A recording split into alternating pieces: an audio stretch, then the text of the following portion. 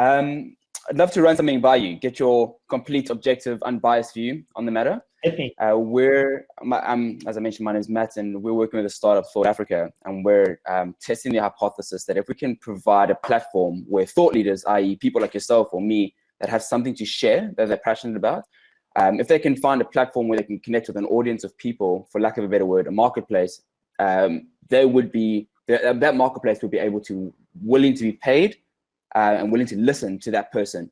Do you think that us having that sort of broad spectrum of thought leader talking about absolutely anything is something that would be bulletproof to an audience that would be willing to listen to anyone talk about anything?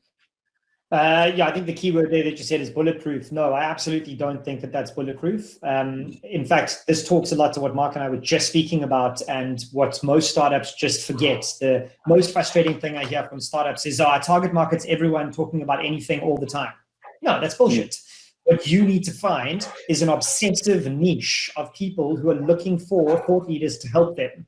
And the example is what we're doing today. If you were to find the 12 to 20 best business people in different industries to jump on board and give business advice to young startups, and your audience is people between the ages of 15 and 25, and the people they're talking to are business leaders in various verticals, fashion, writing, whatever, then it mushrooms. In the same way that OnlyFans is for people to share pictures of themselves naked now, but in 5 years, it's going to be for anyone to share anything to a premium audience. They picked their niche very specifically. So I would be wary of just going broad. The second thing is, this isn't a new idea. There are platforms in the US like this and in Europe. So I would kind of go and see what they're doing and try and hit them up and like make it your version of it. But definitely more niche is better. So to play on that and almost to flip it a little bit, and to dig a bit deeper, if we're looking at our niche audience, say between the ages of 13 to 17, a big inspiration, local guys, obviously Valencia Institutes have been playing in a sort of a tertiary education space, people that have an idea of what they want to do or are looking to upskill themselves, versus perhaps a little bit of a younger group that are still trying to discover what that first step might be. Education is often frowned upon in that it's an age-old industry that is impossible to change.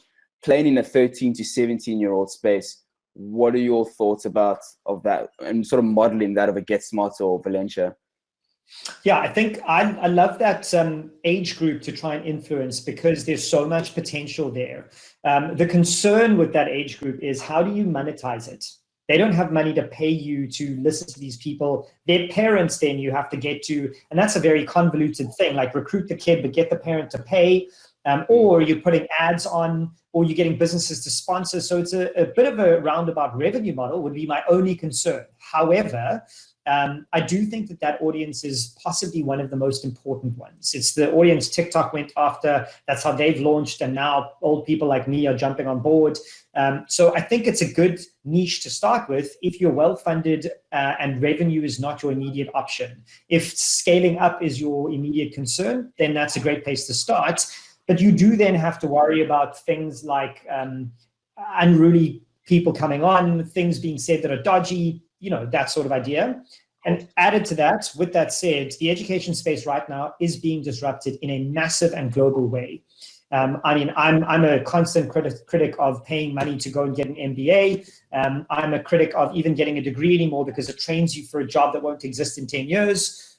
So there is lots of space for you to grow in the education space. But seriously, my advice is find your audience, go niche, go deep, get your 1,000 true fans, and then they will tell you where to scale from.